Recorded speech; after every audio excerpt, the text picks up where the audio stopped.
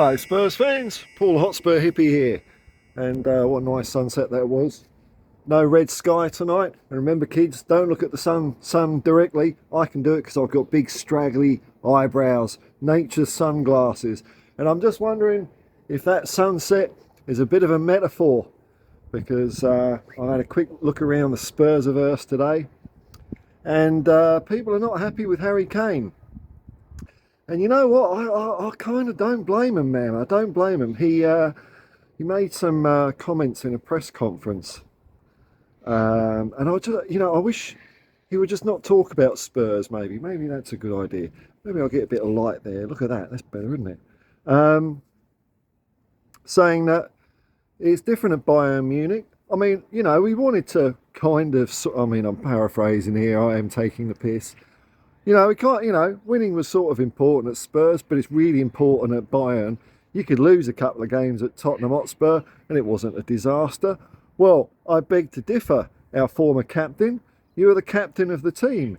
And I'm sure it was pretty damn important to all fans, as it is to all football fans, Doesn't matter if it's Tottenham or Dagenham and Redbridge or the mighty Gladesville Ride Magic just over there.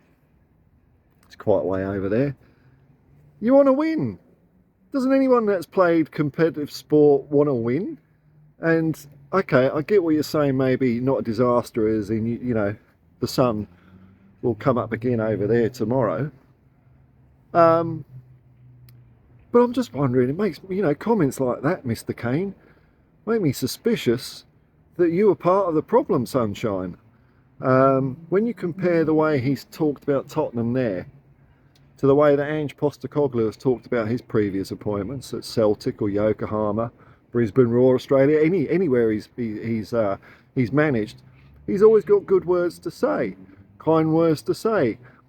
Even when people have been talking about, this supposed step up to Premier League standards, the highest league in the world, even then Ange is at pains to say, well, it's not really, because I've got more resources, I've got better players. The challenge is kind of the same. He doesn't say, oh yeah, God, bloody hell, so glad I'm at Spurs now. Celtic's rubbish. There's only two teams in Scotland there. He didn't say any of that, and rightfully so, because that's completely demeaning, part of your journey that's brought you where you are today. And there's the alarm on the phone. Part of the journey where you were brought to today, and it's very disrespectful, I think, to say something like that when all loads of Tottenham fans have supported you for 10 odd years, and now we know, oh okay, wasn't a disaster. Did you really care? I mean, that's the way it came across. I watched it, and I was very disappointed. I like to think of myself as a fairly mild person, I suppose, but I mean, everyone thinks that, don't they? Because that could be a load of old rubbish. But I was so disappointed to hear those comments. What about the times that you didn't show up for us in semi-finals? Were they not important games, Harry? What about the Champions League final? I know you might have been injured, but you would have been agitating to play. But maybe that game wasn't important enough for you. And now he's talking.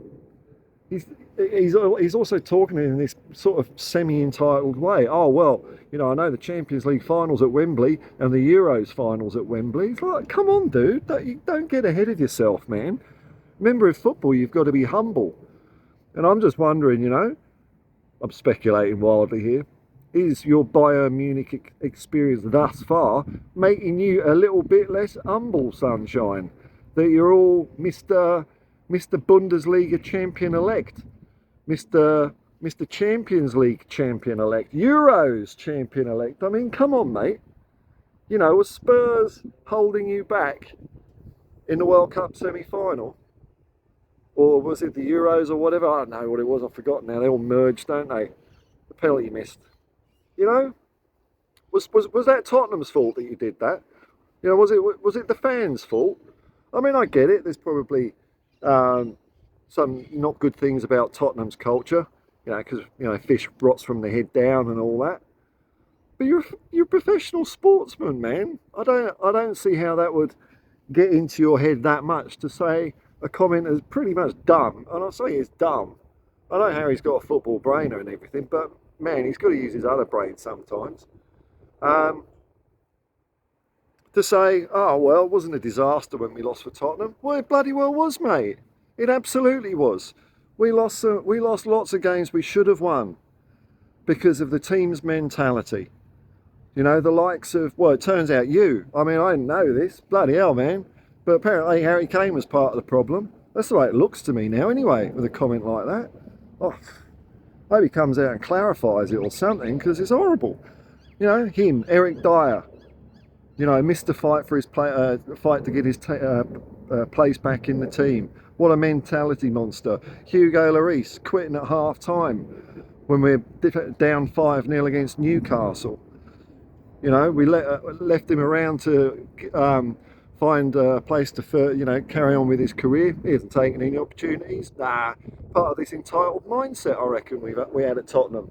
You know, just hearing Harry Kane talk with that entitled language, and I hear Eric Dyer talking about how he's brilliant, and Hugo Lloris, oh, well, the opportunity in Nice, blah, blah, blah, wasn't fair on them or whatever. What a load of arse, mate. What a load of arse. He wanted first team football. Not that he's going to get any of that at Tottenham, and he didn't secure it elsewhere.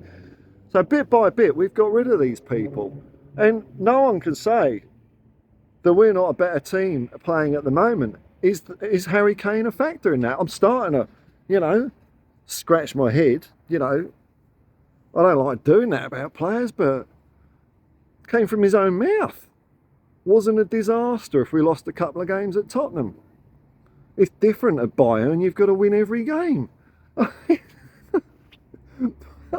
you want to hear, no matter what team and what sport or code or anything, especially if you've been paying money, you know, to support them, if that's like a highlight of your week, you know, you sat in a cubicle all week or at a factory, or I don't know, maybe you're struggling to make ends meet or whatever it is, and you think, yeah, the highlight of my life is seeing some of my heroes go out on the pitch and leave it all out on the pitch. You know, so it's almost like the amount I've been depleted in my spirit in this bloody world this week, I can go to a football game and get renewed. You know, I can get invigorated by watching people do what I can't. You know, so I can at least feel a bit of what they feel when they triumph. And it turns out, don't worry about it. It's not a disaster. No, isn't it? We've got another game next week. Don't worry about it. So, you know, shocking. Absolutely shocking. I am disappointed. But he's not at Tottenham anymore, so I feel free to vent my spleen about this. Twitter, X, as the kids call it, seem to be a bit divided about it. Some people are saying, oh no, he's been a servant to the club. But there's quite a few out there, you know, and they're not the, you know, usual aggro characters. I think there's a lot of people out there that just kind of feel a bit let down by his comments. Disappointed, you know, not angry. Like when your parents says, oh, I'm not angry, I'm disappointed. It's like, oh, God, why'd you have to say that, you know? It's a bit like that, though, isn't it? So, you know, anyway, elsewhere, Pierre-Emil Højbjerg had a good game for Denmark. Ivan Perisic had a good game for Croatia. Who else was there? Oh, Yves Bissouma did a cracking assist. I hate that term assist. I prefer to say the term he set up a goal. But it was brilliant for Mali. Let's hope James Maddison teaches Harry Kane a thing or two about football on the weekend and about a winner's mentality. And let's hope that he doesn't get injured as well. And finally, Romero was singled out by Messi, who's probably going to win the Ballon d'Or. And he deserves it. I don't care about what anyone says. He's won the World Cup now. He's not going to win another one. Let's just give it to Messi. Haaland will win loads if he keeps his form up anyway. Maybe it might be James Maddison. Maybe it might be Brennan Johnson. Might be Mickey van der Ven. It might be Yves Bissouma. Why not one of our guys? But Messi singled out Romero's been one of the best, the best defender in the world. And I don't care if they're countrymen and there's a bit of parochial favouritism in it. To be called that by, you know, the world's best player, that's a big rap, man. And well done, Cootie. and he's going from strength to strength at the moment. So we've got some internationals happening over the weekend. Yeah, whatever. And then next week we start getting some Tottenham Hotspur, the greatest football team the world has ever seen. Tottenham Hotspur goodness. Be interesting to see how Angie's what Angie's doing with the players that are not on international duty. You know, give them a bit of kickabout time. The likes of Velis. I'm curious about. It'd be nice to see him get a bit of action after Christmas. Ashley Phillips, I don't think he was on international duty. A lot of our players, we've all got internationals. Reminds me of '81. Well, I think about 10 of our 11 players were international players. I think not, was it? We had Irish, English, Scottish. I was going to say Nigerian, but no, because Chris Hughton was Irish. But I remember John Motson saying, "Oh, it was either his mother or father was Nigerian or something like that." Maybe that's where I'm getting it from, actually. This idea that they're all international players. It's in John Motson's commentary before the match where he talks about it. It's Chris Hughton. Oh, and I do believe his mum's Nigerian or something like that. Sort of the international flavour of Tottenham. Players from Argentina, England and all that, when it was kind of a rarity in the old English First Division. But anyway, onwards and upwards, folks. I'll leave it there. Peace and love, man. And come on, you Spurs.